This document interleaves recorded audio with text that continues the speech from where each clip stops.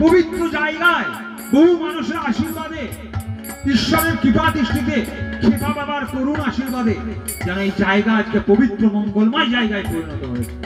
তাই আসুন যে যেখানেই আছেন এই আশ্রমে এসে নিজের জীবনকে পবিত্র করুন।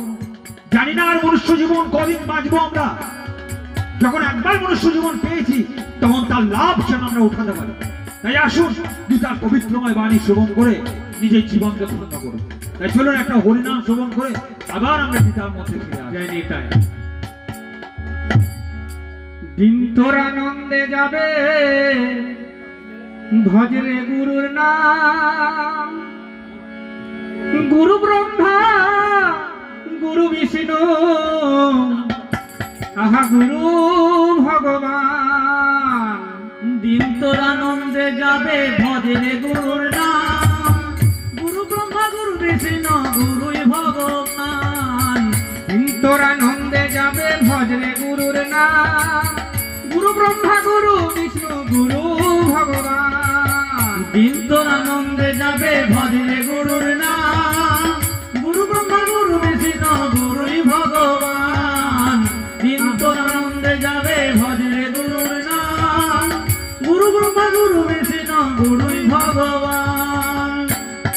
গুরু মাতা গুরু মাতা গুরু পিতা গুরুই ভগবান, জগৎ গুরু শ্রীকৃষ্ণ সর্বশক্তিমান। গুরু মাতা গুরু পিতা গুরু ভগবান, জগৎ গুরু শ্রীকৃষ্ণ সর্বশক্তিমান। দিন তোর আনন্দে যাবে ভজরে গুরুর নাম, গুরু ব্রহ্মা গুরু বিষ্ণু গুরুই ভগবান। দিন তোর আনন্দে যাবে ভজরে গুরুর নাম, গুরু ব্রহ্মা গুরু বিষ্ণু গুরুই ভগবান। আহা গুরু ভজ গুরু জপ করো গুরুর নাম, গুরু ছাড়া এ জগতে নাই যে কোনো দাম। আহা গুরু ভজ গুরু জপ করো গুরুর নাম, গুরু ছাড়া এ জগতে নাই যে কোনো দাম। দিন তোর আনন্দে যাবে ভজরে গুরুর নাম, গুরু ব্রহ্মা গুরু বিষ্ণু গুরুই ভগবান। দিন তোর আনন্দে যাবে ভজরে গুরুর নাম, গুরু ব্রহ্মা গুরু বিষ্ণু গুরুই ভগবান। আহা তুমি রাধে তুমি গোপী তুমি ভগবান, তুমি বিনা সুন্দর লাগে বৃন্দাবন ধাম। তুমি রাধে তুমি গোপী তুমি ভগবান, তুমি বিনা সুন্দর লাগে বৃন্দাবন ধাম। দিন তোর আনন্দে যাবে ভজরে গুরুর নাম, গুরু ব্রহ্মা গুরু বিষ্ণু গুরুই ভগবান। দিন তোর আনন্দে যাবে ভজরে গুরুর নাম, গুরু ব্রহ্মা গুরু বিষ্ণু গুরুই ভগবান। আহা গুরু মাতা গুরু পিতা গুরুই ভগবান, জগৎ গুরু শ্রীকৃষ্ণ সর্বশক্তিমান। সেই গুরু মাতা গুরু পিতা গুরুই ভগবান, জগৎ গুরু শ্রীকৃষ্ণ সর্বশক্তিমান। দিন তোর আনন্দে যাবে ভজরে গুরুর নাম, গুরু ব্রহ্মা গুরু বিষ্ণু গুরুই ভগবান। দিন তোর আনন্দে যাবে ভজরে গুরুর নাম, গুরু ব্রহ্মা গুরু বিষ্ণু গুরুই ভগবান। দিন তোর আনন্দে যাবে ভজরে গুরুর নাম, গুরু ব্রহ্মা গুরু বিষ্ণু গুরুই ভগবান। দিন তোর আনন্দে যাবে ভজরে গুরুর নাম, গুরু ব্রহ্মা গুরু বিষ্ণু গুরু ভগবান।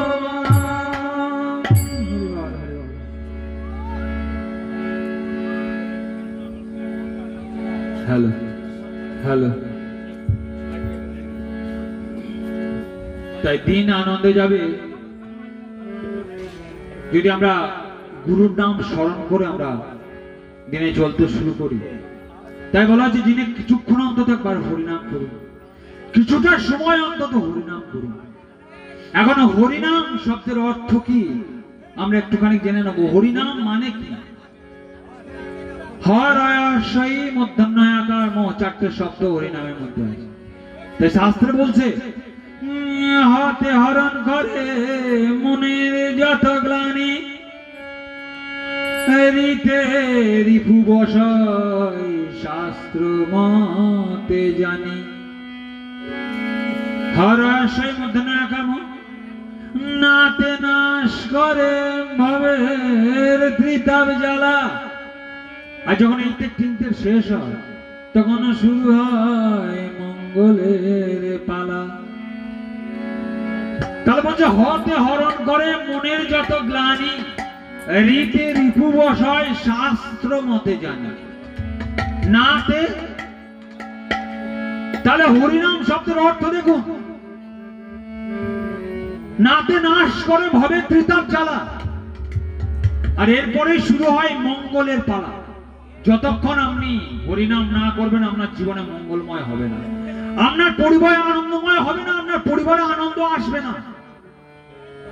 তাই বলছে দিনে কিছুটা অন্তত সেই হরিকে স্মরণ করুন, দিনে কিছুটা অন্তত সেই পরম পিতাকে আরাধনা করুন। অজুহাত দেখিয়ে নয়, ফালতু সময় নেই এই কথা বলে নয়, আমাদের সবকিছু করার সময় আছে। যার জন্য এই জগৎ সংসারে এলাম, যার জন্য আমরা খেতে পাচ্ছি, যার জন্য আমাদের এত উন্নতি হচ্ছে, তাকে আমরা ডাকার সময় পাচ্ছি না। এই জগৎ সংসারে এমন অনেক ব্যক্তি আছে যে হাঁটতে পারে না, এই জগৎ সংসারে এমন একটা ব্যক্তি আছে যে হাত নেই, এই জগৎ সংসারে পা নেই, এই জগৎ সংসারে এমন অনেক ব্যক্তি আছে যে কানে শুনতে পায় না, চোখে দেখতে পায় না। ঈশ্বর তো আমাদেরকে সব দিয়েছে, চোখ দিয়েছে, কান দিয়েছে, নাক দিয়েছে, সবকিছু দিয়েছে। তা সত্ত্বেও আমরা বলছি যে আমাদের সময় নেই।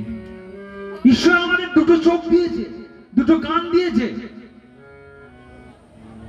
একটা চোখ আপনি আপনার সংসারের দিকে রাখুন, আর একটা চোখ অন্তত সেই যার জন্য আপনি দেখতে পাচ্ছেন তার দিকে রাখুন। দুটো কানের মধ্যে একটা কান অন্তত আপনি সংসারের দিকে রাখলেও একটা কান অন্তত মধুসূদনের দিকে রাখুন। সেই জন্য তো দুটো দুটো করে দিয়েছে। এই জন্য মুখ একটা দিয়েছে, আমাদের মুখ দুটো নয়। সেই জন্য যখন আমরা কথা বলবো তখন যেন সেই মধুসূদনকে সম্বোধন করে কথা বলবো। সবকিছু দুটো করে দিয়েছে, পা দুটো, হাত দুটো, চোখ দুটো, কান দুটো, নাকের ছিদ্র দুটো, কিন্তু দেখুন মুখ একটা। এই জন্য বলছি একটা করে চোখ, একটা করে কান, একটা দুটো পায়ের মধ্যে একটা পা সংসারের দিকে রাখুন, আর একটা পা অন্তত ঈশ্বরের দিকে রাখুন, একটা হাত অন্তত ঈশ্বরের দিকে রাখুন। তাহলে আপনার জীবন পবিত্রময় হবে, আপনার জীবন মঙ্গলময় হবে। তাই চলুন, গীতাতে বলা হচ্ছে যে যদি আমরা সেই জীবনেও ঈশ্বরকে স্মরণ করি তাহলেও সেই ঈশ্বর আমাদের উপর কৃপা করে।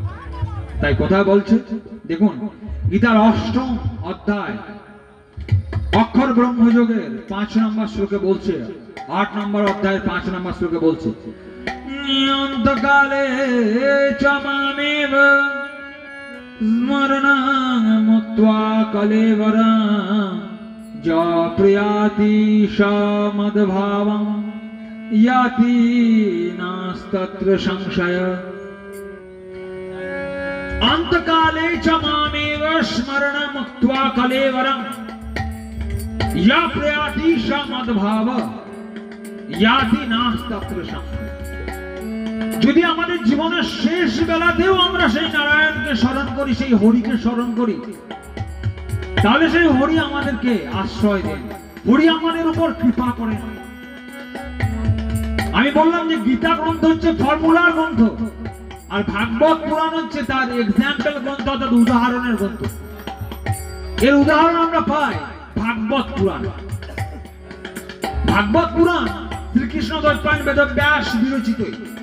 মোট 12টি স্কন্ধ আছে, 335টি অধ্যায় আছে, 18,000 শ্লোক আছে ভাগবত। আর আমরা এখন যেটা আপনাদেরকে শোনাচ্ছি সেটা ভগবত গীতা, শ্রীমৎ ভাগবত পুরাণ আর শ্রীমৎ শ্রী ভগবত গীতা। একটা আকারের পার্থক্য মাত্র। সেই ভাগবত পুরাণে অজামিলের একটা কাহিনী আছে। যদি ভাগবতের বই আপনাদের বাড়িতে থাকে তাহলে দেখবেন 6ষ্ঠ গন্ধে প্রথমে অজামিলের কাহিনী আছে, এবং এখানে সুন্দরভাবে জমালয়ের নিয়ম বলা হয়েছে। কারা কারা জমালয়ে যাবেন তার নিয়ম বলা হয়েছে, একটু মন দিয়ে শুনবেন তাহলে বুঝতে পারবেন। যমরাজ কাদেরকে কাদেরকে এই জগৎ সংসার থেকে জুমালয়ে নিয়ে যাওয়া হবে তার ফর্মুলা বলছে। ভাগবত পুরাণ এর ৬ষ্ঠ স্কন্ধে অজামিলের কাহিনীতে বলছে। দেখুন, অজামিল এক ব্রাহ্মণের পুত্র। ব্রাহ্মণের পুত্র হওয়ার সত্ত্বেও সে অসৎ এবং দুশ্চরিত্র সম্পন্ন হয়ে পড়ে। ব্রাহ্মণের যে গুণ, সেই গুণ তার মধ্যে দেখা যায় না। ব্রাহ্মণের যে ধর্ম, সেই ধর্ম তার মধ্যে নেই। ব্রাহ্মণের কি ধর্ম? শাস্ত্রে বলছে, কৌটিল্য অর্থশাস্ত্রে বলছে ব্রাহ্মণের কি ধর্ম হওয়া উচিত। অধ্যয়নং অধ্যাপনং যজনং যাজনং দানং রহস্যতি ব্রাহ্মণস্য ধর্মঃ। ব্রাহ্মণের 6টা ধর্মের কথা বলা হলো। অধ্যয়নং অধ্যাপনং যজনং যাজনং দানং প্রতিগ্রহস্যেতি ব্রাহ্মণস্য ধর্মঃ। ঠিক ক্ষত্রিয় অর্থাৎ চতুর্বর্ণের নিজস্ব নিজস্ব ধর্মের কথা বলা হয়েছে। যে ব্রাহ্মণ, ক্ষত্রিয়, বৈশ্য, শূদ্রের এই জগৎ সংসারে এসে কি ধর্ম হওয়া উচিত বলা হচ্ছে। ব্রাহ্মণের কি কি ধর্ম হওয়া উচিত? ব্রাহ্মণ খুব কঠিন, শুধু বইতে নিলে ব্রাহ্মণ হওয়া যাবে না, কিন্তু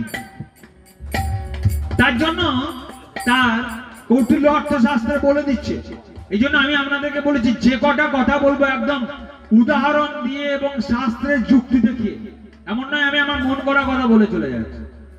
কৌটিল্য অর্থশাস্ত্রে বলছে ব্রাহ্মণ, ক্ষত্রিয়, বৈশ্য, শূদ্র হতে গেলে তোমার কি ধর্ম হওয়া উচিত। সেই জন্য বলছে ব্রাহ্মণের ধর্ম হওয়া কি উচিত।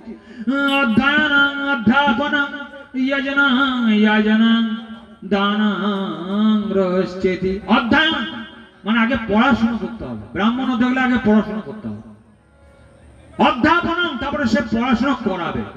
নিজে পড়াশোনা করবে, অন্যকে পড়াশোনা করাবে। অধ্যয়নং অধ্যাপনং যজনং, অন্যের জন্য যোগ্য করবে। যাজন, নিজের জন্য যোগ্য করবে। দানং, নিজে দান নেবে, আবার প্রতিগ্রহস্যতি, অপরকে দান করবে। যদি এই গুণগুলো থাকে তাহলে সে ব্রাহ্মণ হবে। ক্ষত্রিয়ের কি গুণ? অধ্যয়নং যজনং দানং শাস্ত্রোপজীবভূত রক্ষণং ক্ষত্রিয়স্য ধর্মঃ। অধ্যয়নং যজনং দানং শাস্ত্রোপজীবভূত রক্ষণং। তাহলে অধ্যয়ন করবে, যজন করবে এবং দান করবে, এবং অস্ত্রের দ্বারা এই জগৎ সমাজকে রক্ষা করবে। এটা হচ্ছে ক্ষত্রিয়ের ধর্ম। এবং আর কি করবে? ব্রাহ্মণ, ক্ষত্রিয়, বৈশ্যের কি ধর্ম হওয়া উচিত বলা হচ্ছে। অধ্যয়নং যজনং দানং কৃষি পশুপাল্যে বাণিজ্যাচ। অধ্যয়নং যজনং দানং, এবং কৃষিকাজ করা, পশুপালন করা বৈশ্যের ধর্ম হওয়া উচিত। এবং শূদ্রের কি ধর্ম হওয়া উচিত? দ্বিজাতি শুশ্রূষা বার্তা কারুকুশীলব কর্মচ। এবং এই 4টে বর্ণে, এই বর্ণের মানুষদেরকে সেবা করা এবং বিভিন্ন কারুকুশলের সঙ্গে যুক্ত থাকা হচ্ছে এই 4টে ধর্মের বৈশিষ্ট্য। কিন্তু ভালো করে আমি আগেই বললাম, ব্রাহ্মণ ঘরে জন্ম নিলেই কিন্তু ব্রাহ্মণ হওয়া যাবে না। ব্রাহ্মণ হতে গেলে ব্রহ্মজ্ঞানং জানাতি ইতি ব্রাহ্মণ, ব্রহ্মের জ্ঞান আমার থাকা দরকার। সেই জন্য গীতাতে 4র্থ অধ্যায় জ্ঞান যোগের 13 নম্বর বলছে যে আমি কেন এই ধরনের 4টে সম্প্রদায়কে সৃষ্টি করেছি জানো? শুধু বংশ অনুযায়ী নয়, তাহলে কি অনুযায়ী বলা হচ্ছে? চাতুর্বর্ণং ময়া সৃষ্টা গুণ কর্ম বিভাগশ তস্য কর্তারমপি মাং বিদ্য কর্তারমব্যয়ং। চাতুর্বর্ণং ময়া সৃষ্টা গুণ কর্ম বিভাগশ। এই যে 4টে বর্ণ তোমাদেরকে শোনালাম, ব্রাহ্মণ, ক্ষত্রিয়, বৈশ্য, শূদ্র, তা কি অনুযায়ী হবে? চাতুর্বর্ণ ময়া সৃষ্ট। ময়া অসমত শব্দের তৃতীয়ার এক বচনের রূপ হয় ময়া। তো গুণ এবং কর্ম অনুসারে হয়। দেখুন, ব্রাহ্মণ হতে গেলে আমি প্রথমেই বললাম অধ্যয়ন, পড়াশোনা করতে হবে। আপনি ধরুন মন্ত্র পাঠ করছেন, খুব একটা সোজা উদাহরণ দিয়ে দেখাচ্ছি যে পড়াশোনা না করে যদি ব্রাহ্মণ হয়ে যান তাহলে সমস্যাটা কি উৎপন্ন হবে। মন্ত্রের কি অর্থ দাঁড়াবে?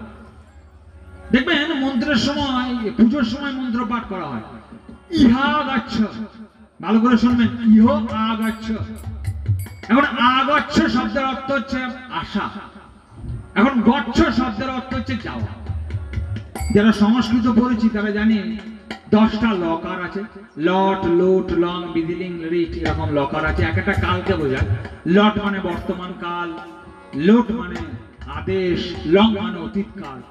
এই যে লোট, তার মধ্যম পুরুষের এক বচনের রূপ হয় গচ্ছ, গম ধাতু লোট, গচ্ছ মানে যাও। এখন মন্ত্র আমি ঈশ্বরদেরকে আহ্বান করছি, তখন যদি এরকম ভাবে পাঠ করি ইহা গাচ্ছ, তার মানে হয় যে এখান থেকে চলে যাও। আর যদি আমি উচ্চারণ করি ইহ আগাচ্ছ, মানে এখানে থেকে এসো। এখন যদি আমি পড়াশোনা না করে মন্ত্র পাঠ করতে শুরু করি এবং মন্ত্র যদি এরকম বলতে শুরু করি ইহা গাচ্ছ, তার মানে ঈশ্বরকে আসার আগেই আমি বিদায় দিয়ে দিচ্ছি। এই জন্য একটু পড়াশোনা না করলে কিন্তু ব্রাহ্মণ হওয়া যাবে না। এই জন্য বলছে অধ্যায়নং অধ্যাপনং যজনং যাজনং দানং প্রতিগ্রহশ্চেতি ধর্ম। তাহলে জীবনের শেষ বেলাতেও এই ব্রাহ্মণ অসৎ কাজের মধ্যে লিপ্ত হলো এবং তার 10টা সন্তান হলো। নিজের স্ত্রীকে ঘর থেকে বের করে দিয়ে এক বেশ্যা রমণীর সঙ্গে সংসার করতে আরম্ভ করলো। এখন আমি আপনাদেরকে শোনাচ্ছি অজামিলের কাহিনী। ভাগবত পুরাণের 6ষ্ঠ স্কন্ধে এই ঘটনার কথা উল্লেখ করা। তো 10টা সন্তানের মধ্যে শেষ সন্তানের নাম রাখা হলো নারায়ণ। অজামিল যখন খায় তখন সন্তানকে খাওয়ায়। অজামিল স্নান করার আগে সন্তানকে স্নান করায় এবং তার সন্তানের সঙ্গে খুব সুন্দর মোহে জড়িয়ে পড়ল। একদিন অজামিলের জীবনের প্রায় শেষ অবস্থা। যমদূত তাকে লোক পাঠালো, যাও অজামিলের দিন শেষ হয়ে এসছে, তাকে নিয়ে এসো, তাকে জমালয়ে নিয়ে এসো। তোমরা 4 জন যাও, দিয়ে জমালয়ে নিয়ে এসো। যখন অজামিলকে আনতে গেছে, এই জমালয়ের লোকদের দেখতে অত্যন্ত ভয়ঙ্কর। দাঁতগুলো বেরিয়ে আছে, চোখ একদম লাল হয়ে আছে, চুলগুলো খারাপ। যখন এই 4 জন এসে অজামিলের কাছে উপস্থিত হলো এবং বলল তোমার ডেট শেষ, এই জগৎ সংসারে থাকার আয়ু তোমার শেষ। হরিবল, কার কখন এই সময় আসবে আমরা কেউ জানি না। এই জগৎ সংসারে তুমি আর থাকতে পারবে না, কারণ তোমার ভ্যালিডিটি শেষ হয়ে গেছে। এইটা শোনা মাত্র তাদেরকে দেখা মাত্র চিৎকার করে তার সন্তানকে ডেকে উঠল নারায়ণ। আর যেই নারায়ণকে ডেকে উঠেছে অমনি নারায়ণ শুনতে পেয়ে বলল এই সময় আমার কে ডাক করে, কে ডাকে আমাকে? সঙ্গে সঙ্গে 4টে দূতকে বলছে যাও তো গিয়ে দেখো তো। তারা গিয়ে দেখলো একজনকে ধরে টানাটানি করছে, একজন মরণাসন্ন ব্যক্তিকে গিয়ে টানাটানি করছে 4 জন জমালয়ে। তাদের সঙ্গে ভীষণ যুদ্ধ হলো। যমদূতের সঙ্গে আমার নারায়ণের দূতের সঙ্গে ভয়ঙ্কর যুদ্ধ। এবং যমদূতরা বলছে দেখো আমরা ধর্মের দূত, যার যখন ভ্যালিডিটি শেষ হয়ে যায় আমরা তাকে যমের আদেশ অনুসারে জমালয়ে নিয়ে যাই। তো তোমরা আবার কারা, আমাদের কাজে বাধা দিচ্ছ? আমরা তো জমালয়ে নিয়ে যাওয়ার জন্য এসেছি। এই যে অজামিল, যে অসৎ লম্পট দুশ্চরিত্র, যে নিজের স্ত্রীকে সৎ স্ত্রীকে ঘর থেকে বের করে দিয়েছে, একজন অসতের সঙ্গে সংসার করে 10টা সন্তান উৎপাদন করেছে, এর কাজে তোমরা বাধা দিচ্ছ কেন? এর তো সময় শেষ হয়ে গেছে। যে দেখো সময় শেষ হয়েছে কি না জানি না, এর শেষকালে নারায়ণের নাম করেছে, সুতরাং একে তুমি নিয়ে যেতে পারবে না। শেষকালে যমদূতরা হেরে গেল, নারায়ণের দূতদের কাছে যমদূতরা হেরে গেল এবং তারা গিয়ে যমদূতের কাছে গিয়ে বলল প্রভু আমরা যেই অজামিলকে আনতে গেছি ওই রকম একজন নয় 4 জন, 4 হাতওয়ালা, শঙ্খ চক্র গদা পদ্ম বিশিষ্ট, সুন্দর নেত্র বিশিষ্ট, সুন্দর মুখমণ্ডল বিশিষ্ট, কোন রকমেই আমরা অজামিলকে আনতে পারলাম না। তারা তাদেরকে নারায়ণের দূত বলছিল। কি বললে? নারায়ণ। যমরাজ নারায়ণের নাম শুনে প্রণাম নিবেদন করেছে। তখন যারা যমদূত তারা বলছে হে প্রভু আপনারও কোনো প্রভু আছে নাকি? হ্যাঁ এই যে নারায়ণ, এই তো জগৎ প্রভু। তো বলছে যদি এরকম হতে শুরু করে, যদি একবার কেউ নারায়ণের নাম নেয়, তাহলে যদি আর জমালয়ে না আনা যায়, তাহলে তো জমালয় একদম খালি পড়ে যাবে। মর্ত লোকে তো জায়গা দেওয়া যাবে না, মানুষ মরবেই না, কোন রকমেই মরবে না। তো এর কি বিধান করবেন আমরা? হে প্রভু, আপনি কি বিধান দেবেন? কাদেরকে আমরা তাহলে জমালয়ে নিয়ে আসবো? আমাদের মতো কর্মচারীদের কাজের কি হবে? তবে যে দেখো, আজ থেকে আমি জমালয়ের বিধান করলাম, তাদেরকেই তুমি জমালয়ে নিয়ে আসবে। কাদেরকে বলছে দেখুন, জিহ্বা ভক্তি ভগবত গুণ নাম ধেয় চেতস্ব ন স্মরতি তচ্চরণারবিন্দম কৃষ্ণায় নমোতি যচ্ছিরে কাদোপি তনায়নাধমস্য একত কৃষ্ণকৃতা। আজ থেকে তুমি তাদেরকেই জমালয়ে নিয়ে আসবে। জিহ্বা ভক্তি ভগবত গুণ নাম ধেয়, যাদের মুখের মধ্যে জিভ থাকতেও যারা একবার নারায়ণের নাম না করবে এই জগৎ সংসারে, দিনে কিছুটা সময় হরিনাম না করবে, তাদেরকে টেনে জমালয়ে নিয়ে আসবে। যাদের মুখ থাকা সত্ত্বেও যারা হরির নাম না নেবে, তাদেরকে জমালয়ে নিয়ে আসবে টেনে। চেতস্ব ন স্মরতি তচ্চরণারবিন্দম, যারা জীবন থাকতে হরির শরণাপন্ন না নেবে, তার চরণে আশ্রয় না করবে, তাকে টেনে জমালয়ে নিয়ে আসবে। কৃষ্ণায় নমোতি যচ্ছিরে কাদোপি। আর এই পা থাকা সত্ত্বেও যে একবার হরির চরণ তলে গিয়ে আশ্রয় না নেবে, যে একবার হরিকে স্মরণ না করবে, তাকে টেনে জমালয়ে নিয়ে আসবে।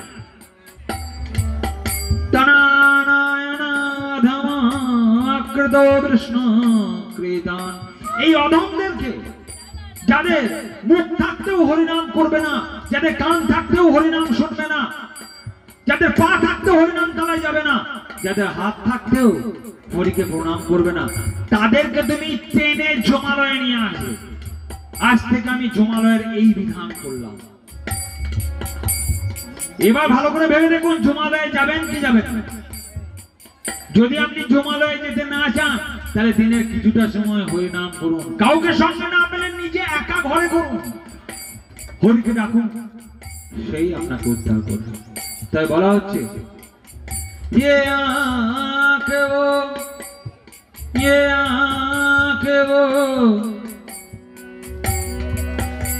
आंखें वो जो हरि को ना दिखे, ऐसी যে 84 লক্ষ বলা হয়, 84 লক্ষর মধ্যে 80 লক্ষ জনের পর আমরা মনুষ্য জীবন পাই। কত দুর্লভ, আমরা ভালো করে ভেবে দেখুন এই মনুষ্য জীবন। তাই বলা হচ্ছে, স্থাবরং লক্ষবিংশতি নবলক্ষাশ্চ জলজা কৃমিণাং রুদ্রলক্ষাশ্চ দশলক্ষাশ্চ অণ্ডজা ত্রিংশলক্ষ বসূনাং চ চতুর্লক্ষ মানবা। 84 লক্ষ জনের মধ্যে কত লক্ষ জনই কোন জনিতে আমরা জন্মগ্রহণ করি, কোথায় আমরা থাকি? তাই বলা হচ্ছে বিষ্ণু পুরাণে, স্থাবরং লক্ষ বিংশতি, বিংশ মানে হচ্ছে 20, আমরা 20 লক্ষ বার গাছপালা হিসাবে জন্মাই। স্থাবরং লক্ষ বিংশতি, আম গাছ, জাম গাছ, কাঁঠাল গাছ, বেল গাছ, তাল গাছ, বহু গাছ হিসাবে আমরা 20 লক্ষ বার জন্মগ্রহণ করি। নবলক্ষাশ্চ জলজা, 9 লক্ষ বার আমরা জলজ প্রাণী হিসাবে, শামুক, গুগুলি, মাছ হিসাবে আমরা জন্মগ্রহণ করি, জলচর প্রাণী হিসাবে জন্মগ্রহণ করি 9 লক্ষ বার। কৃমিণাং রুদ্রলক্ষাশ্চ, রুদ্র মানে হচ্ছে 11, কৃমি শব্দের অর্থ হচ্ছে পোকামাকড় হিসাবে। তো 11 লক্ষ বার আমরা পোকামাকড় হিসাবে জন্মগ্রহণ করি, 11 লক্ষ বার, 1 দুবার নয়। দশলক্ষাশ্চ অণ্ডজা, অন্ডজা মানে যারা ডিম থেকে জন্মগ্রহণ করে, এরকম 10 লক্ষ বার আমরা এই ধরনের প্রাণী হিসেবে জন্মগ্রহণ করি। 30 লক্ষ বসুনাঞ্চ, 30 লক্ষ বার আমরা পশু অর্থাৎ প্রাণী, গরু, ছাগল, সিংহ, বাঘ হিসাবে জন্মগ্রহণ করি। অবশেষে 4 লক্ষাশ্চ মানব, তার মধ্যে আবার রাক্ষস, কিন্নর, বিভিন্ন রকম আছে। 4 লক্ষ বার আমরা মনুষ্য জীবন পাই। মনুষ্য জীবন কতটা দুর্লভ এবং কিভাবে আমাদের উদ্ধার হয় বলছে দেখুন, আমরা যখন বিভিন্ন গাছপালা হিসেবে জন্মগ্রহণ করি, শেষে যখন আমরা তুলসী বৃক্ষ হিসাবে জন্মগ্রহণ করি এবং সেই তুলসী বৃক্ষের পাতা যখন আমার মধুসূদনের চরণ তলে আশ্রয় পায়, তখন আমার আর দুঃখ জীবন থাকে না। যখন তুলসী পাতা হিসাবে সেই পাতা আমার মধুসূদনের চরণ তলে আশ্রয় পায়, তখন আমার বৃক্ষ জীবন উদ্ধার হয়ে যায়। এরপর 9 লক্ষ বার জলজ প্রাণী হিসেবে আমরা জন্মগ্রহণ করি এবং যখন আমরা শঙ্খ হিসাবে জন্মগ্রহণ করি এবং তার ধ্বনিতে যখন মধুসূদন আনন্দ অনুভব করে, তখন আমাদের জলজ জীবন থেকে উদ্ধার হয়ে যায়। এরপর 11 লক্ষ বার কৃমি হিসাবে জন্মগ্রহণ করি।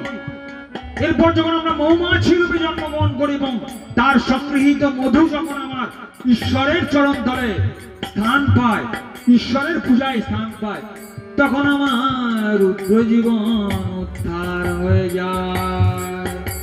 10 লক্ষাশ্চ অন্ডজা, 10 লক্ষ বার অন্ডজ মানে ডিম ফুটে আমাদের যে বাচ্চাগুলো হয়, সাপ, কচ্ছপ, কুমির। যখন আমি ময়ূর হিসাবে জন্মগ্রহণ করি আর তার পেখম তোমার মাথার উপর শোভা বৃদ্ধি করে, তখন আমার অন্ডজ জীবন উদ্ধার হয়ে যায়। এরপর 30 লক্ষ বার পশু জীবন থেকে উদ্ধার পাই কিভাবে?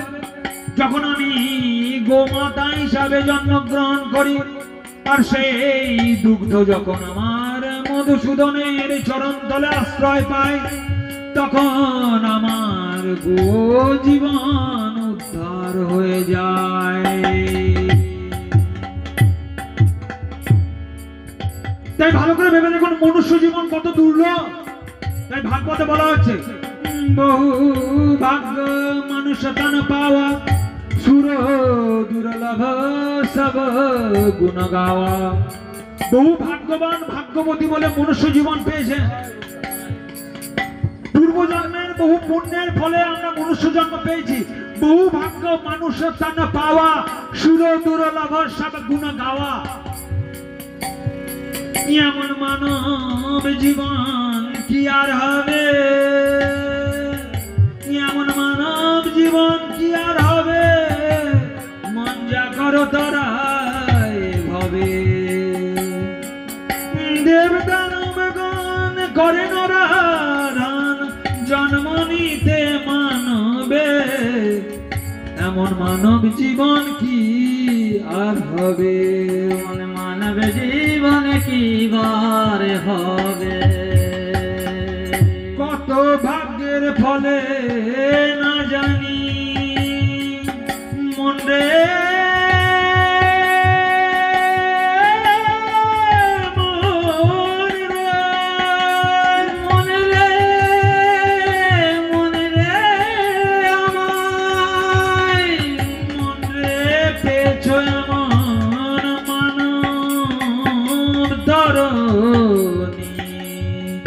এমন মানব জীবন কি আর হবে। ভেবে দেখ রে মন, ভেবে দেখ রে মন। তাই একবার ভেবে দেখুন এই মনুষ্য জীবন আর পাবেন কিনা জানি না। এই জগৎ সংসারে এসে আমি কি করে গেলাম? শুধু খেলাম, ঘুমোলাম আর সন্তান উৎপাদন করলাম। এটাই কি আমাদের মনুষ্য জীবনের কর্তব্য? কি আমি করে গেলাম এই জগৎ সংসারে এসে? হরিকে ডাকার একবার সময় পেলাম না। কি আমি উদ্দেশ্য নিয়ে এই জগৎ সংসারে এসেছিলাম আর কোন দিকে আমি চলে গেলাম? হে ঈশ্বর, এই অধম মানুষদেরকে তুমি বাঁচাও। সেই বোধ দাও, সেই জ্ঞান দাও, সেই ভাগবত জ্ঞান দাও, যে একমাত্র উদ্ধার করতে পারে সেই পরম পিতার আশীর্বাদ।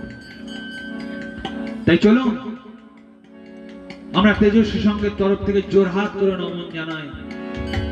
এই মনুষ্য জীবনকে বোঝার চেষ্টা করুন, কি জন্য আপনি এই জগৎ সংসারে এসেছেন, কি আমার উদ্দেশ্য। তাই আরো একটি হরিনাম শ্রবণ করে আমরা এগিয়ে যাব। সেই হরিনাম শ্রবণ করে, সেই হরিকে শ্রবণ করে আমরা এগিয়ে যাব, হরির পরম বাণী দিয়ে আমরা এগিয়ে যাব। এই শীতল গ্রামের খ্যাপা বাবার আশ্রমে আগত সমস্ত ভক্তবৃন্দের চরণতলে আমার সশ্রদ্ধ নমন। নদিন ব্যাপী আজ অনুষ্ঠান চলছে শীতল গ্রামে, বহু দূর দূরান্ত থেকে মানুষ আসছে এখানে, বহু মানুষের চরণ ধুলি এই খ্যাপা বাবার আশ্রমে পড়েছে এবং 100 বছর ধরে এই অনুষ্ঠান চলছে। এবছর আমাদের এই প্রথম অনুষ্ঠান এই খ্যাপা বাবার আশ্রমে। তো আমরা সেই পরম দৃষ্টি দিয়ে, তিনি যেন যেখানেই থাকুন পরম দৃষ্টি দিয়ে আজকে আমাদের এই অনুষ্ঠান যেন অবলোকন করেন, তিনি যেন পরম ধ্বনি দিয়ে আজকে যেন আশীর্বাদ করেন এবং এই আশীর্বাদ করেন যেন এই অনুষ্ঠান যেন দিক দিগন্তে ছড়িয়ে পড়ে। এবং আমরা তেজস্বী সংঘের তরফ থেকে বিভিন্ন জায়গায় গীতার বাণী আমরা প্রচার করছি এবং আমাদের ইউটিউবে একটি চ্যানেলও আছে, আপনারা ব্যানারের পিছনে দেখতেও পাচ্ছেন, গীতা দর্শন, GEETA স্পেস দিয়ে DARSHAN, ইউটিউবে সার্চ করলেই আমাদের চ্যানেল পাবেন। সেখানে প্রায় 300-এর অধিক আমাদের গীতার ভিডিও আপলোড হয়েছে। আমি চাইবো যে আমাদের সঙ্গে থাকুন, সনাতনীর ঐতিহ্যকে এগিয়ে নিয়ে চলুন। এলাম, খেলাম, দিলাম, সন্তান উৎপাদন করলাম, সকালবেলায় চাকরি করতে গেলাম, সন্ধ্যাবেলায় ফিরে এলাম, এরপর একদিন কখন যে সমন জারি হবে আমরা জানি না। তোমাকে যেতে হবে এই জগৎ সংসার থেকে, আর সময় নেই, তোমার ভ্যালিডিটি শেষ। কখন যে জমের নির্দেশ আসবে তাই জানি না। তাই যতক্ষণ এই শ্বাসও কি, এই শ্বাসের কোনো ভরসা নেই, শ্বাসও কি ক্যা ভরসা। তাই যতক্ষণ বাঁচবেন সেই ঈশ্বরকে স্মরণ করুন, ঈশ্বরের পবিত্র বাণী শুনুন, মনটাকে শুদ্ধ করুন। তাই চলুন একটা হরিনাম সংকীর্তন শুনে এবার আমরা আস্তে আস্তে গীতা পাঠের সমাপনের দিকে এগিয়ে যাব।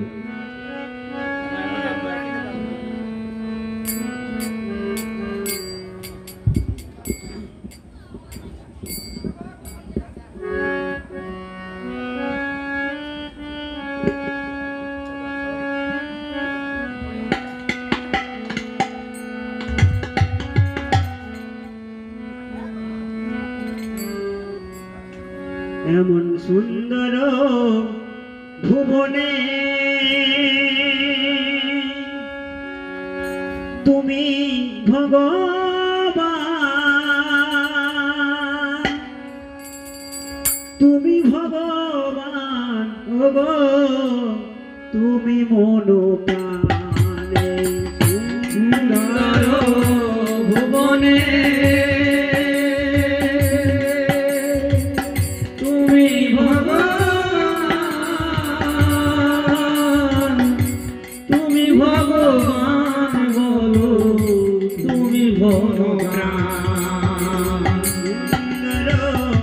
ভুবনে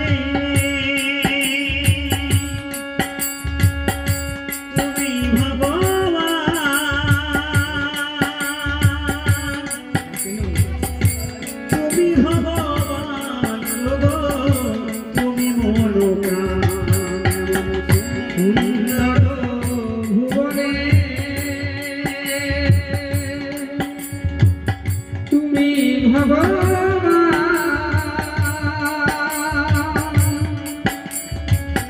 তুমি ভগবান, গো তুমি মনোপ্রাণ।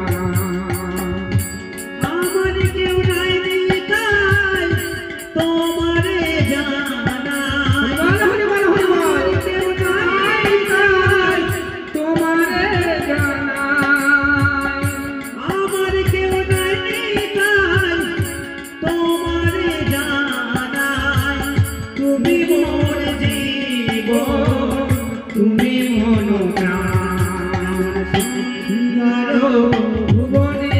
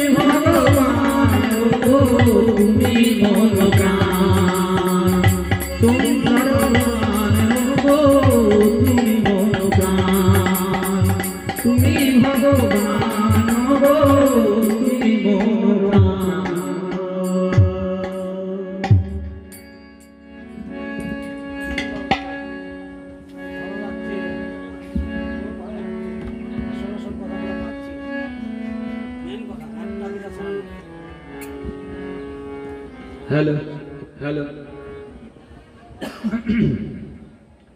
হ্যালো, আমরা গীতা পাঠ শোনাতে এসেছি 60 পলসা এরিয়া থেকে, আমাদের এই ছোট্ট তেজস্বী সংঘের টিম। আমরা বিভিন্ন জেলাতে গিয়ে আজকে গান শোনাচ্ছি, মানুষ সাদরে গীতার বাণী শুনছেন। গীতার মতো অমৃত বাণী, এর যে এত স্বাদ, একবার শুনতে আরম্ভ করলে আর মনে হয় না যে অন্য কিছু আমরা শুনি। তো যারা শুনছেন আপনাদের ভালো লাগছে তো আমাদের এই গান? কোনো সারা শব্দ পাচ্ছি না। যারা শুনছেন তাদের ভালো লাগছে তো আমাদের এই গান? তো যাই হোক, চলুন গীতা বাণী শোনাচ্ছি আপনাদেরকে। তো আপনাদেরকে শোনাচ্ছিলাম যে মধুসূদনকে জীবনের সঙ্গে রাখতে হবে। মধুসূদন কেমন ভক্ত পছন্দ করেন, মধুসূদন ভক্তের কাছ থেকে কি চায়, মধুসূদন অন্তকালেও স্মরণ করলে কিভাবে আশ্রয় দেয়, আমরা শুনছিলাম। তো আমাদের এই জগৎ সংসারে অনেক মানুষ আমরা জানি না এই জগৎ সংসারে এসছি কিসের জন্য। শুধু কি খেয়ে ঘুমিয়ে আর সন্তান উৎপাদন করার জন্য এই জগৎ সংসারে এসছি? না, আমাদের এই জগৎ সংসারে আসার পিছনে আর কোনো অন্য উদ্দেশ্য আছে? আমরা কি কোনোদিন ভেবে দেখার চেষ্টা করেছি? কারণ আমাদের চোখের মধ্যে তো অজ্ঞানতার পটি পড়ে আছে, ধৃতরাষ্ট্রের মতো পটি বাঁধা আছে। এবার যে খোলার সময় হয়েছে পটি। সারা জীবন যদি আমরা চোখে অজ্ঞানতার পটি বেঁধে থাকি, তাহলে তো আমরা বুঝতে পারবো না আমি ঠিক সোজা পথে যাচ্ছি না আমি ব্যাকা পথে যাচ্ছি, কি আমার উদ্দেশ্য হওয়া আমি তো বুঝতে পারবো না। তাই চলুন, তাই আমি আপনাদেরকে প্রথমেই বলেছি যে জীবনে কয়েকটা গ্রন্থ অন্তত যখন একবার মনুষ্য জীবন পেয়েছেন একটু পড়ে যাওয়া দরকার। তার মধ্যে একটি হলো গীতা, একটি হলো ভাগবত, একটি হলো রামায়ণ, একটি হলো মহাভারত। এই কয়েকটা গ্রন্থ একটুখানি পড়ে যাওয়া দরকার। সেই ভাগবত পুরাণ থেকে আপনাদেরকে শোনাবো যে মনুষ্য জীবনের কি ধর্ম হওয়া উচিত। শুধু আমরা খেয়ে ঘুমিয়ে আর সন্তান উৎপাদন করার জন্য অনেকের চিন্তা ভাবনা এটাই, বেশ তো সংসার চলছে, চাকরি করছি, টাকা আসছে, সন্তান বড় হচ্ছে, তাকে ইংলিশ মিডিয়াম স্কুলে ভর্তি করেছি, আবার কি জীবনটা বেশ সুন্দর রেল লাইনের মতো গটগট করে এগিয়ে চলেছে। কখন যে রেল লাইনের রেলের পাটি ফেঁসে যাবে এবং কখন যে পাল্টি খাবে আমরা কেউ জানি না। কখন যে পুরো ট্রেনটা উল্টে যাবে আমরা জানি না। জীবন সংসারের এই রেল লাইনের পাতি কখন যে গচকায় পড়বে আমরা জানি না। কখন যে গ্যাস সিলিন্ডারে গ্যাস শেষ হয়ে যাবে, আমরা দেখবেন রান্না করতে করতে হঠাৎ বলি যা সিলিন্ডারে গ্যাস শেষ, নূতনটা লাগাতে হবে। আমাদের জীবনের এই জীবনের গ্যাস সিলিন্ডারের জীবনরূপ গ্যাস কবে যে শেষ হয়ে যাবে আমরা কেউ জানি না। তাই একটুখানি ব্যবস্থা করে রাখবে। তাই গীতা ভাগবত পুরাণে বলছে, শ্রীকৃষ্ণ দৈপায়ন বেদব্যাস বিরচিত ভাগবত পুরাণ 18টি পুরাণের মধ্যে অন্যতম পুরাণ, 12টি স্কন্ধ এবং 365 অধ্যায় আছে, 12টি স্কন্ধ আছে। তো সেই ভাগবত পুরাণে একদম প্রথম দিকে গোকর্ণ উপাখ্যান বলে একটা উপাখ্যান আছে। যদি কেউ পড়ে থাকেন ভাগবত পুরাণ তাহলে বুঝতে পারবেন। গোকর্ণ উপাখ্যান, সেখানে যখন আত্মহত্যা করতে যাচ্ছে পুত্রের অত্যাচারে, তখন বলা হচ্ছে তাকে যে তুমি জগৎ সংসারে কিসের জন্য এসছো। বলছে ধর্মাং ভজস্য সততং ত্যাজ লোক ধর্মাং সেবস্য সাধু পুরুষাং যোহি কাম তৃষ্ণাং অন্যস্য দোষ গুণ চিন্তানাং আশমুক্ত্বা সেবারস কথামাং নিতরাং অপিবত্যাং। ভাগবত পুরাণে বলা হচ্ছে ধর্মং ভজস্য সততং ত্যাজ লোক ধর্মাং সেবস্য সাধু পুরুষান জহি কাম তৃষ্ণাং অন্যস্য দোষ গুণ চিন্তানাং আশমুক্ত্বা সেবারস কথামাং নিতরাং অপিবত্যাং। ধর্মং ভজস্য সততং, সব সময় ধর্মের সাথে যুক্ত থাকে। এখন কি আমার ধর্ম? সব সময় বলা হচ্ছে যে ধর্মের সঙ্গে নিজেকে যুক্ত রাখো, ঈশ্বরের সঙ্গে নিজেকে যুক্ত রাখো, তুমি সমস্যায় পড়বে না। বনের ধারে এক গোয়ালা একটা গাভী ছিল। বনের ধারে এক গোয়ালা তার এক গাভী ছিল, কিন্তু বনের মধ্যে এক বাঘ থাকার জন্য এই গাভী মাতাটি বনের মধ্যে ঢুকতে পারত না। একদিন ঘাস খেতে খেতে হঠাৎ সেই বনের মধ্যে ঢুকে গেছে। যেই ঢুকেছে অমনি এক বাঘ ধাওয়া করেছে সেই গোমাতার দিকে। অমনি গোমাতা ছুটতে ছুটতে গিয়ে জল শুকিয়ে যাওয়া পাক হয়ে থাকা এক পুকুরের মধ্যে ঝাঁপ দিয়েছে সেই বনের মধ্যে। বাঘটাও মেরেছিলাম, একদম সামনে গোমাতা, পিছনে বাঘ। একবার ভেবে দেখুন কি অবস্থা। এই অবস্থা সত্ত্বেও গোমাতাটি মন দিয়ে ঘাস খাচ্ছে। বাঘ বলছে, তোমার ভয় করে না? আমি এত বড় বাঘ, আমার জন্য এই বনে কোনো প্রাণী ঢোকে না, তোমার ভয় লাগে না? খুব ভালো করে শুনুন গোমাতা কি বলছে। গোমাতা বলছে, ভয় তো তোমার লাগার কথা। বলছে কেন? আমি বাঘ, আমার হাত নখ পা দেখেছো কেমন? তোমাকে যখন তখন মেরে ফেলতে পারি। বলছে ছাড়ো ছাড়ো, মেরে ফেলতে পারতে কিন্তু আর মেরে ফেলতে পারবে না। বলছে কেন? না, আমি যখন হাম্বা করে ডাক দেবো তখন আমার মালিক বুঝে যাবে যে নিশ্চয় গোমাতাটা কোনো সমস্যায় পড়েছে। তখন সে ছুটে আসবে আমাকে বাঁচানোর জন্য। আর সে নিজে একা আসবে না, আরো 10টা লোক আসবে তার সঙ্গে লাঠি নিয়ে। আর যখন লাঠি নিয়ে এখানে উপস্থিত হবে তখন বাবা তুমি বাঘ বাবা বলো, তোমাকে বাঁচানোর জন্য এখানে কে আছে? হরিবল হরিবল হরিবল। আমার তো একজন কর্তা আছে, তাকে ডাকলেই আসবে, সমস্যায় পড়লে ডাকলে আসবে। তুমি বাবা আমাকে বলো, তোমার কোন কর্তা আছে আজকে তোমাকে বাঁচাবে? ভালো করে ভেবে দেখুন, কোন কর্তা ঠিক করেছেন কি? হ্যাঁ, আপনাদেরকেই বলছি, কোন কর্তার আশ্রয় নিয়েছেন কি? এই জগৎ সংসারের পাকে আস্তে আস্তে আমরা ঢুকে যাচ্ছি। উদ্ধার করার মতো কোন কর্তার শরণাপন্ন হয়েছেন কি? যদি না হয়েছেন এখনো সময় আছে। সময় है अभी भी, सरल उसकी बेड़ा पार हो जाएगी, भरसा राख खुद की। এখনো সময় আছে শরণ নেওয়ার, এরপর বড্ড দেরি হয়ে যাবে। তাই ধর্মাং ভজস্য সততম ত্যাজ লোক ধর্মান, ত্যাজ লোক ধর্মান। ভাগবত পুরাণে বলা হচ্ছে লোক ধর্ম ত্যাগ করুন। কি লোক ধর্ম? এই যে জগৎ সংসারে এসে যাদেরকে আমরা পিতা বলি, যাদেরকে আমরা মাতা বলি, যাদেরকে আমরা ভাই বলি, যাদেরকে আমরা পত্নী বলি, এদের সঙ্গে সম্পর্ক কতদিনের আমাদের? খুব বেশি হলে 60 বছর, 40 বছর, 50 বছর, 80 বছর, 100 বছর। তারপরে তো আপনার সঙ্গে যাবে না, কয়েকদিনের সম্পর্ক মাত্র। তাহলে বলছে কোন ধর্ম গ্রহণ করবো? সেই পরম ধর্মকে গ্রহণ করো, লোক ধর্মকে ত্যাগ করে। কি সেই পরম ধর্ম? বলা হচ্ছে ভজ গোবিন্দং, ভজ গোবিন্দং, গোবিন্দং ভজ মহামুঢ়ে, কাতে কান্তা কস্তে পুত্র, সংসার অয়ং অতীব বিচিত্র। মা কুরু ধন জন যৌবন গর্বং, নিমেষ হরোতি কালো সর্বম, নিমেষ হরোতি কালো সর্বম। ভজ গোবিন্দং, ভজ গোবিন্দং, গোবিন্দের ভজনা করো। তুমি কি করছো? গোবিন্দের ভজনা করো। কেন?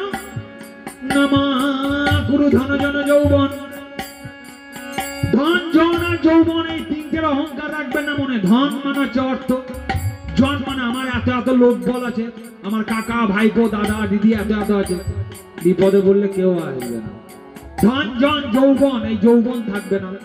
বাল্যকাল থেকে কৈশোর, কৈশোর থেকে যৌবন, যৌবন থেকে বার্ধক্যের দিকে এই যাবো। সুতরাং যৌবনকে ঠেকিয়ে রাখা যাবে না। সুতরাং তাকে ফালতু বাধা দিয়ে লাভ নেই, সে আসবে এবং একদিন আমাদেরকে চিতায় উঠতে হবে। গীতাতেই বলছে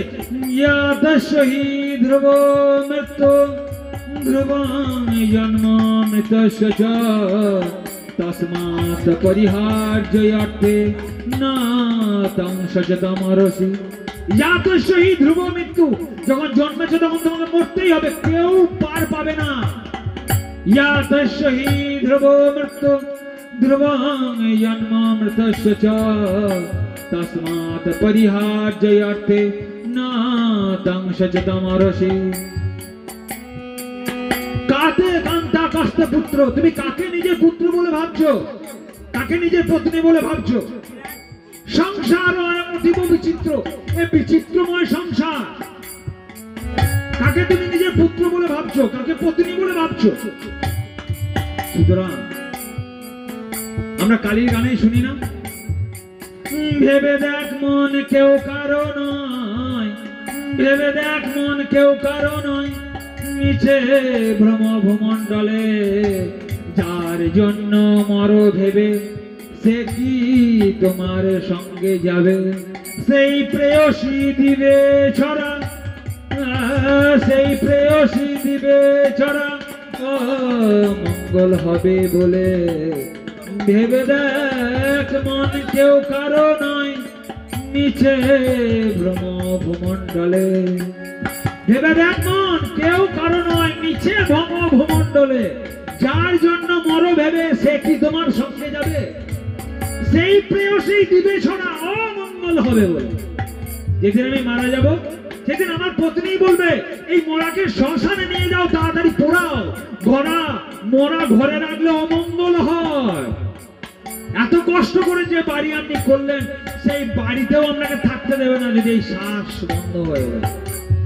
ভেবে দেখ মন কেউ কারো নয়, নিচে ভ্রম ভূমণ্ডলে, যার জন্য মরো ভেবে সে কি তোমার সঙ্গে যাবে? তাই ভালো করে ভেবে দেখে নেন। আরো একবার সময় দেওয়া হলো আপনাদের, কোন রাস্তা দিকে আমরা যাচ্ছেন। তাই বলা হলো এই জগৎ সংসারে এসছে কেন? ধর্মং ভজস্য সততং ত্যাজ লোক ধর্মান সেবস্য সাধু পুরুষান জহি কাম তৃষ্ণা। যত তাড়াতাড়ি পারেন সাধু ব্যক্তির সঙ্গ ধরুন। কিছুক্ষণ আগে আপনাদেরকে গান শোনানো হচ্ছিল, যত তাড়াতাড়ি পারেন সময় নষ্ট না করে আজকেই এই গানের পর সাধু ব্যক্তির সঙ্গ ধরুন। সময় নেই, সময় খুব কম, যেতে হবে অনেক দূর। কি ভাবছেন? কে ঘুমিয়ে আড্ডা করে তাস খেলে, বাস তালায়, আম তালায়, জাম তালায়, বিড়ি খেয়ে, সিগারেট খেয়ে, মদ খেয়ে, গাঁজা খেয়ে সমাজটাকে অধঃপতনের দিকে নিয়ে গিয়ে কোন জায়গায় আমরা দাঁড় করাচ্ছি? ভেবে দেখ মন, ভেবে দেখ মন, ভেবে দেখ মন।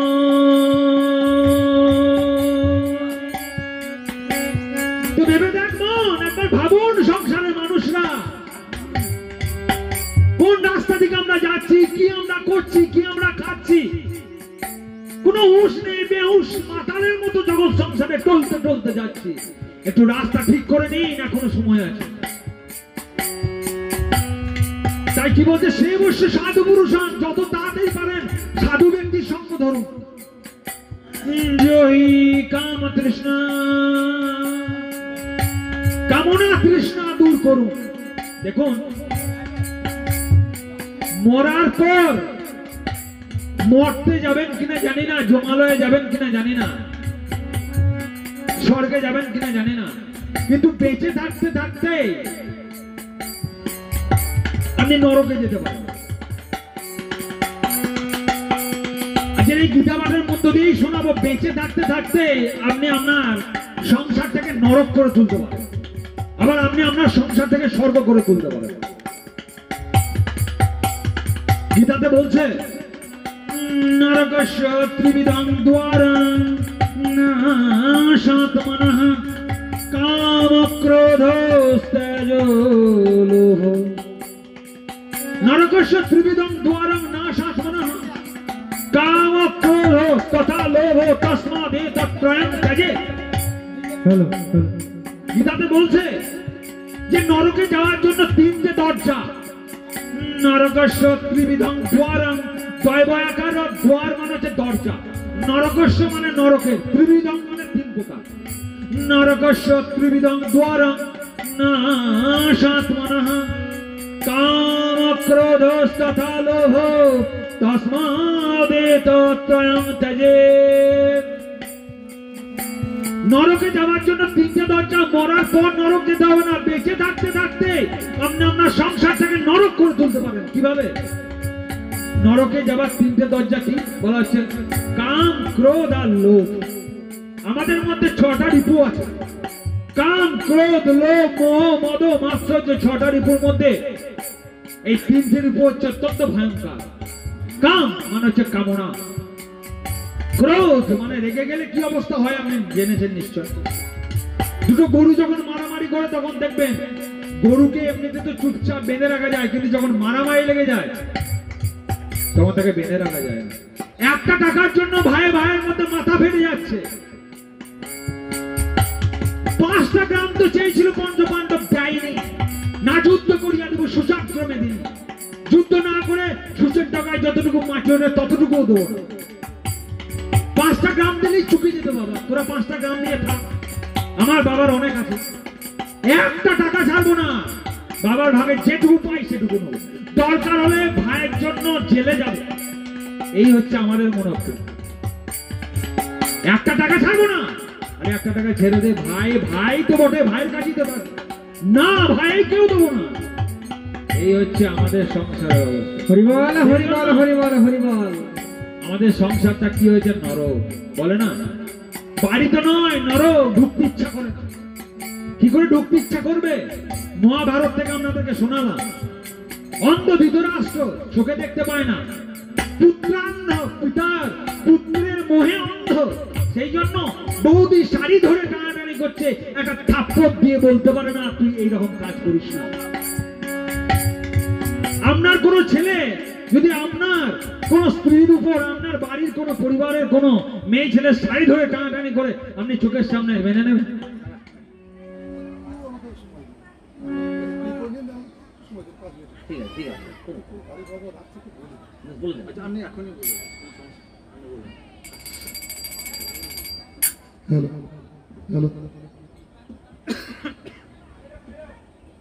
মা ব্রহ্মময়ীর আশ্রমে আগত সুধী ভক্তবৃন্দদের প্রতি বিশেষ নিবেদন।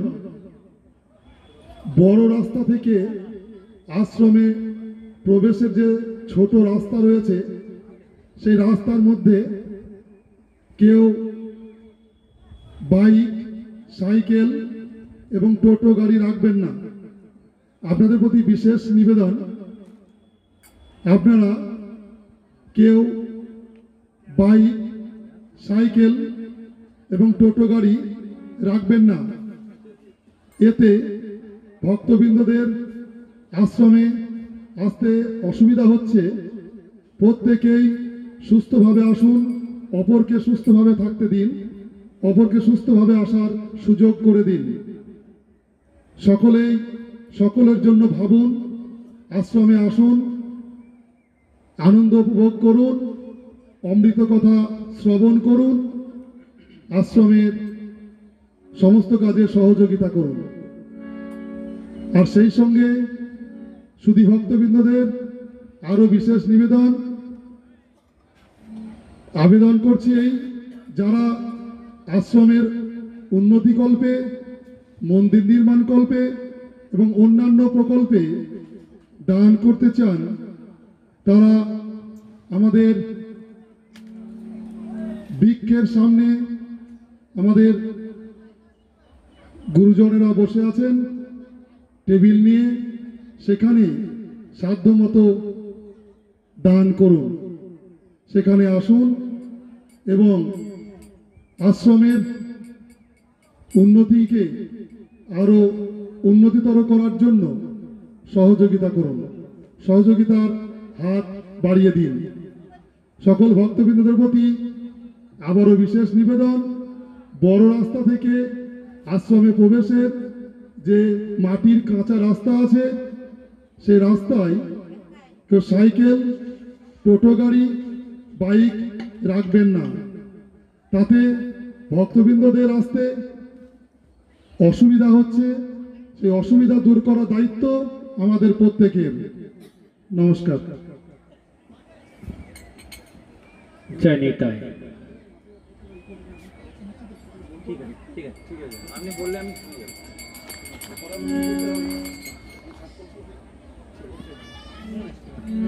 হ্যালো হ্যালো,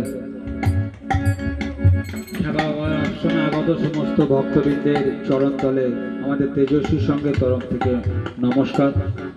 আশ্রমে আসুন, আশ্রমে পবিত্রতা বজায় রাখুন, গীতা পাঠের পবিত্রময় বাণী শ্রবণ করুন। চলুন আমরা যে প্রশ্নটার উত্তর নিচ্ছিলাম, যে এই জগৎ সংসারে আমরা কেন এসেছি, কি আমাদের উদ্দেশ্য, তাই শুনছিলাম। ধর্মং ভজস্য সততং ত্যাজ লোক ধর্মান সেবস্য সাধু পুরুষান জহি কাম তৃষ্ণা। জহি কাম তৃষ্ণা, জীবনের কামনা তৃষ্ণাকে যদি আমরা দূর করতে না পারি তাহলে আমাদের জীবন অধোগামী হবে। তাই আমাদের নরকে যাওয়ার জন্য 3টে দরজার কথা গীতা গ্রন্থে বলা হয়েছে।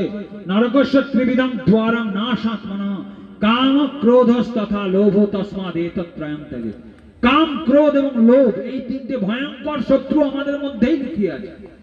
বাইরের শত্রু তো আছেই, ভিতরে আমাদের শরীরের ভিতরের মধ্যেই শত্রু লুকিয়ে আছে। তাই চলুন এই শত্রুকে যেন আমরা অবদমিত করতে পারি।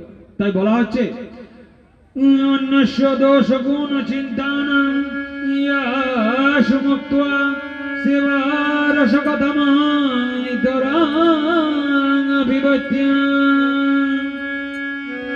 অন্যস্য দোষ গুণ চিন্তানাং আশু মুক্ত্বা। আশু শব্দের অর্থ হচ্ছে খুব তাড়াতাড়ি, ফাস্ট। অন্যের দোষ গুণ বিচার করা বন্ধ করুন। যেখানেই যাই আমরা দেখবেন 2-4 জন মিলে পরনিন্দা পরচর্চায় মেতে উঠে।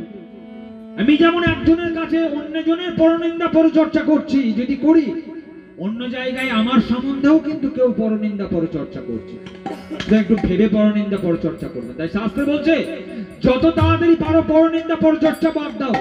অন্যস্য দোষ গুণ চিন্তা নাম আশু মুক্ত্বা সেবা রস কথামহং নিতরাং অভিবত্যম। এই কানকে সবসময় সেবা রসে মধ্যে রাখুন, ভাগবত কথার মধ্যে রাখুন, গীতা কথার মধ্যে রাখুন, পুরাণের কথার মধ্যে রাখুন। নইলে এই জীবনে আসা আমাদের বৃথা। সারাদিন শুধু উল্টো পাল্টা কথা, সারাদিন শুধু আজে বাজে কথায় আমাদের সময় চলে যাচ্ছে, কিন্তু আমরা বলছি আমার সময় নেই। বন্ধুর বাড়িতে অন্নপ্রাশনে যাওয়ার সময় আছে, আড্ডা করার সময় আছে, তাস খেলার সময় আছে, সব কিছুর জন্য সময় আছে। ঈশ্বর ভক্তি করার জন্য আমাদের সময় আছে। সেই জন্য বলবে একটু করে সময় ঈশ্বরে নিবেদন করুন। সেই জন্য বলছে भटक रहा है संसार में कर कर भ्रष्टाचार भव सागर से ये जीव कैसे होगा पार। तन बल धन बल बुद्धि बल से एक न होए काम एक बार से बोलो जय श्री हरि के नाम।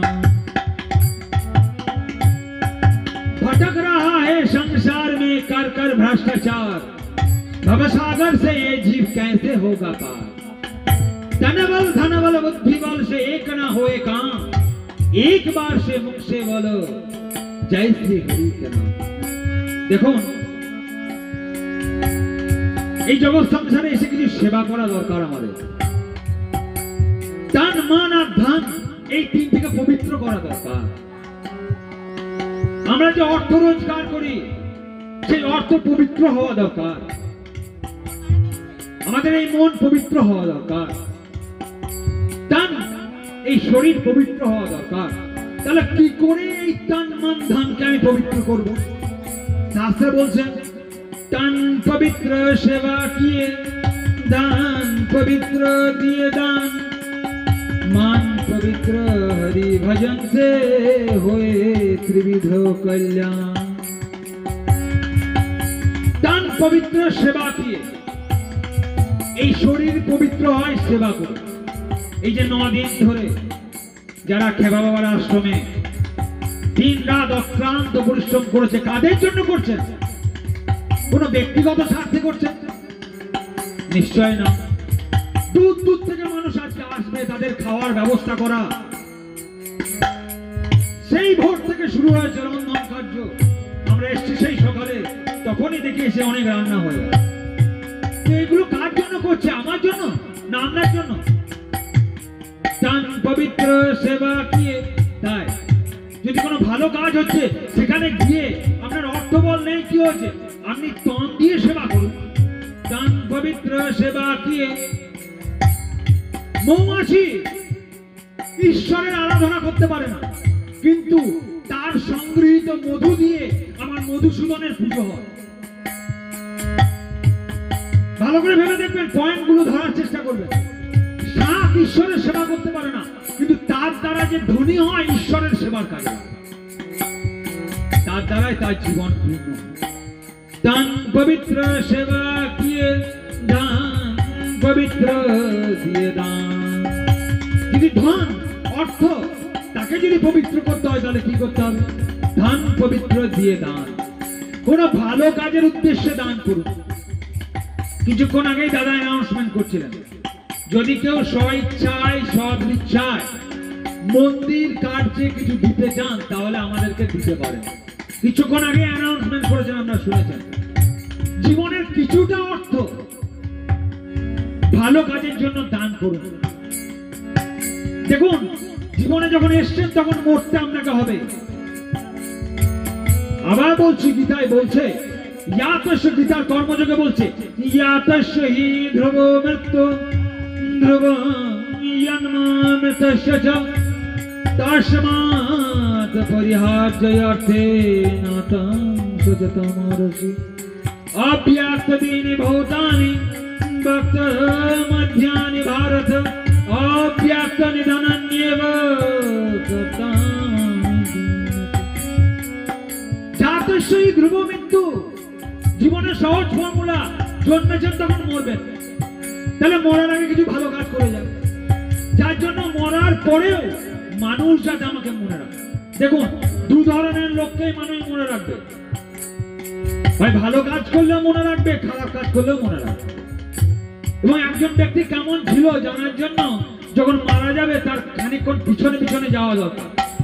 দেখবেন, যখন কোনো মৃতদেহকে চারজন মিলে নিয়ে যায়, যদি কোনো ভালো ব্যক্তি হয় তাহলে সবার চোখে অশ্রু ঝরে।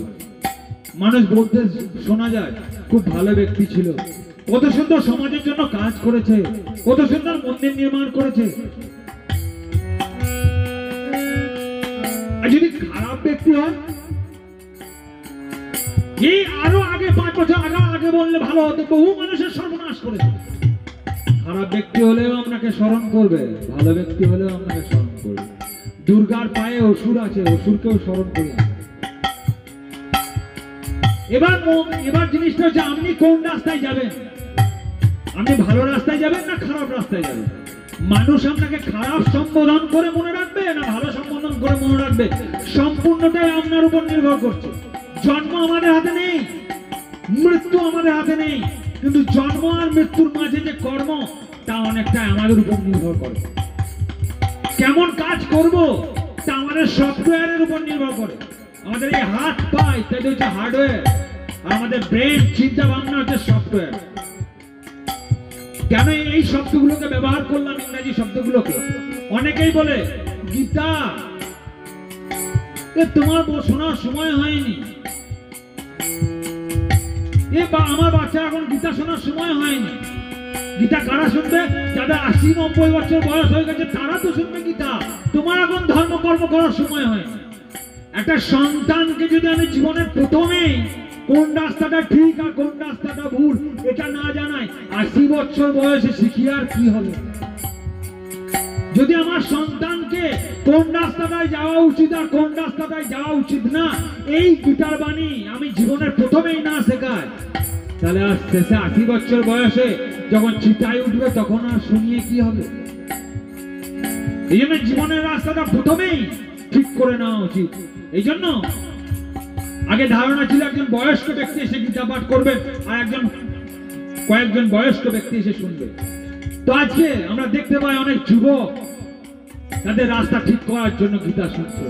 বহু দূর দূরান্তে আমরা যাচ্ছি গীতার পানি প্রচার করার জন্য, মানুষকে জাগানোর জন্য, যে এবার অন্তত অন্ধ রাষ্ট্রের মতো পটি খুঁড়ে ফেলুন চোখে, নইলে আর কতদিন চোখে পটি বেঁধে সমাজের সংসারে থাকবেন আপনি? এবার তো একটু চোখ খুলুন, দেখুন সমাজে কি ঘটছে, কোনটা ঠিক কোনটা ভুল, অন্তত বিচার করুন একবার। কতদিন পটি পড়ে থাকবেন চোখে? অজ্ঞানতা নিয়ে কতদিন বাঁচবেন? ভুল ঠিক বিচার করার ক্ষমতা যদি না। গীতার জ্ঞান যোগ চতুর্থ অধ্যায়, অর্জুন বিষাদ যোগ, সাংখ্য যোগ, কর্মযোগ, জ্ঞান যোগ।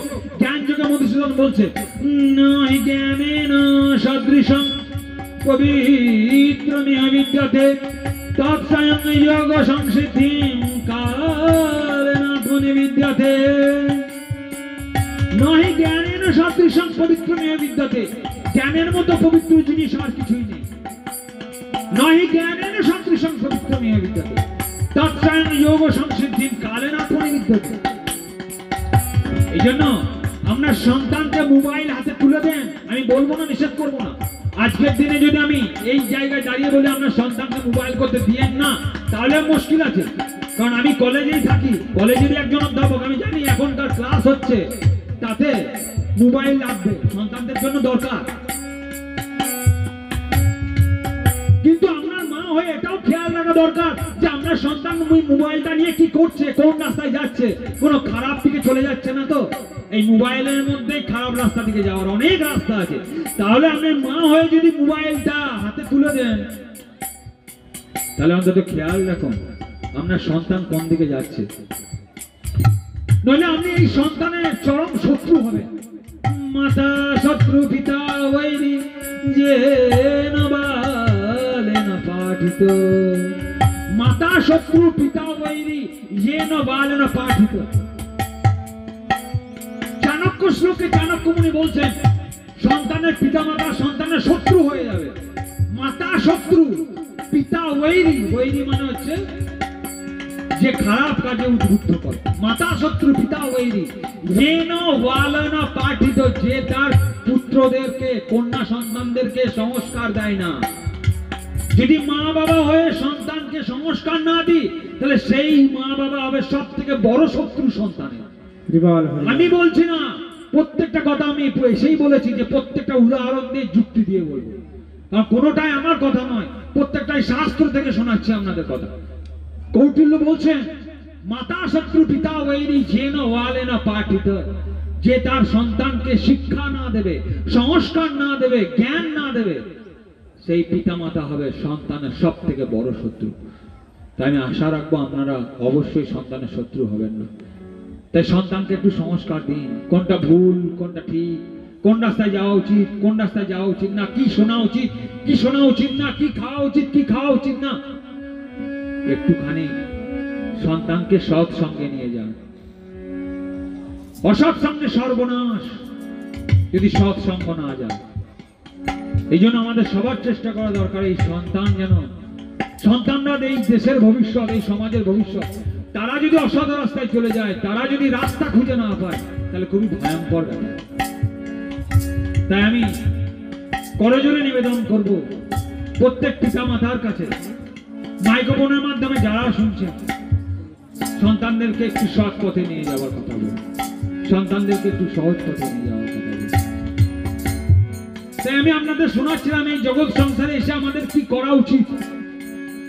ভাগবত পুরাণ থেকে শোনাচ্ছিলাম কি করা উচিত আমাদের এই জগৎ সংসারে। শুধু কি খেয়ে সন্তান উৎপাদন করাটাই আমাদের জগৎ সংসারে উচিত না উচিত?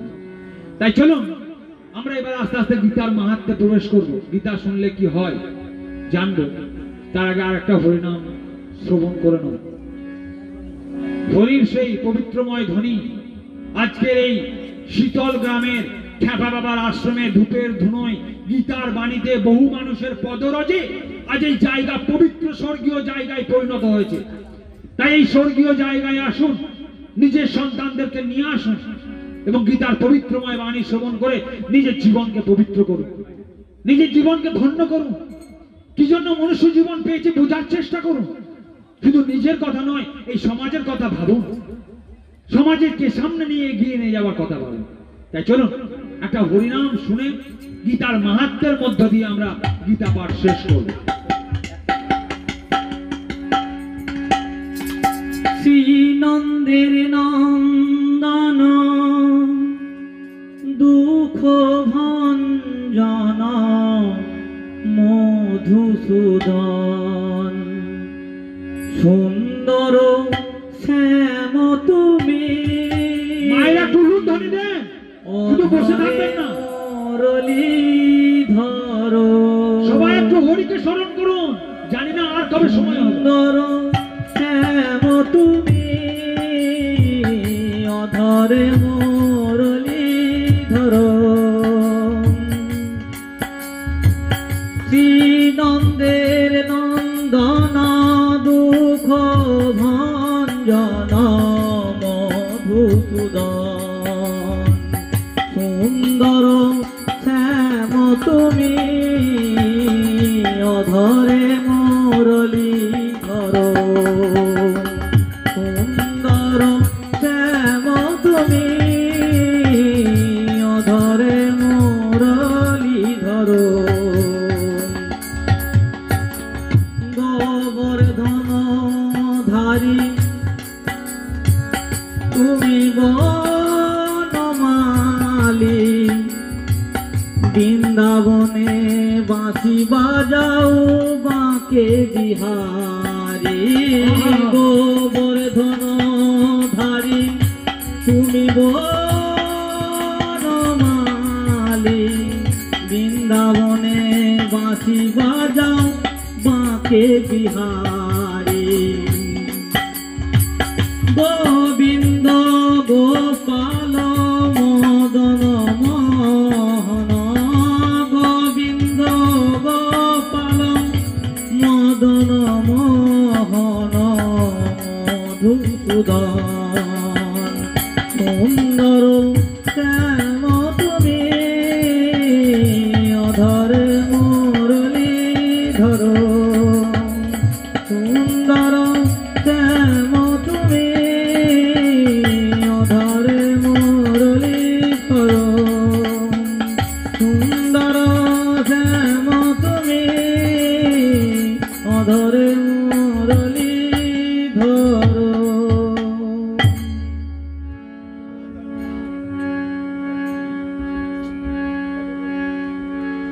জয় নিতাই।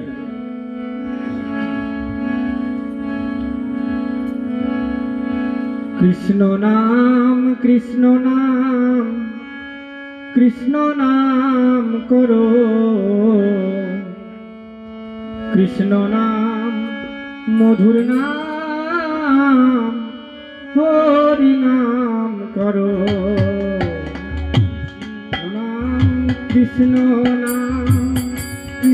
নাম করো কৃষ্ণ নাম মধুর নাম হরি নাম করো কৃষ্ণ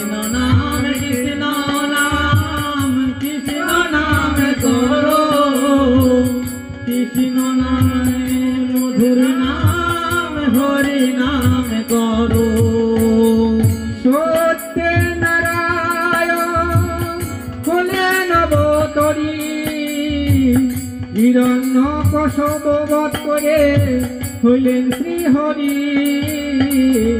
সত্য নারায়ণ হলেন অবতরী হিরণ্য কশপ বধ করে হইলেন শ্রীহরি কৃষ্ণ নাম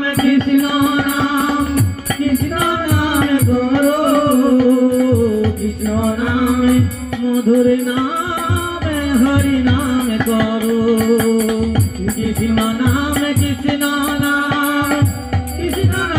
করো কৃষ্ণ নাম মধুর নাম হরি নাম করো তেতাই শ্রীরাম লক্ষ্মণ হলেন অবতার পাদ স্পর্শে পাষাণ হল্লা করিলেন উদ্ধার তাই শ্রীরাম লক্ষ্মণ হলেন অবতার পাদ স্পর্শে পাষাণ হল্লা করিলেন উদ্ধার। কৃষ্ণ নাম কৃষ্ণ নাম কৃষ্ণ নাম করো, কৃষ্ণ নাম মধুর নাম হরি নাম করো। কৃষ্ণ নাম কৃষ্ণ নাম কৃষ্ণ নাম করো, কৃষ্ণ নাম মধুর নাম হরি নাম করো। তারপরেতে অবতার কৃষ্ণ বলরাম, কংস ধ্বংস করে করলেন জীবের কল্যাণ। তারপরেতে অবতার কৃষ্ণ বলরাম, কংস ধ্বংস করে করলেন জীবের কল্যাণ। কৃষ্ণ নাম কৃষ্ণ নাম কৃষ্ণ নাম করো, কৃষ্ণ নাম মধুর নাম হরি নাম করো। কৃষ্ণ নাম কৃষ্ণ নাম কৃষ্ণ নাম করো, কৃষ্ণ নাম মধুর নাম হরি নাম করো। কলিতে অবতার গৌর নিতাই, জীবের উদ্ধার লাগি হরি নাম বিলাই। কলিতে অবতার গৌর নিতাই, জীবের উদ্ধার লাগি হরি নাম বিলাই। কৃষ্ণ নাম কৃষ্ণ নাম কৃষ্ণ নাম করো, কৃষ্ণ নাম মধুর নাম হরি নাম করো। কৃষ্ণ নাম কৃষ্ণ নাম কৃষ্ণ নাম করো, কৃষ্ণ নাম মধুর নাম হরি নাম করো। কৃষ্ণ নাম কৃষ্ণ নাম কৃষ্ণ নাম করো, কৃষ্ণ নাম মধুর নাম হরি নাম করো। কৃষ্ণ নাম কৃষ্ণ নাম কৃষ্ণ নাম করো, কৃষ্ণ নাম মধুর নাম হরি নাম করো। হরি বল হরি বল।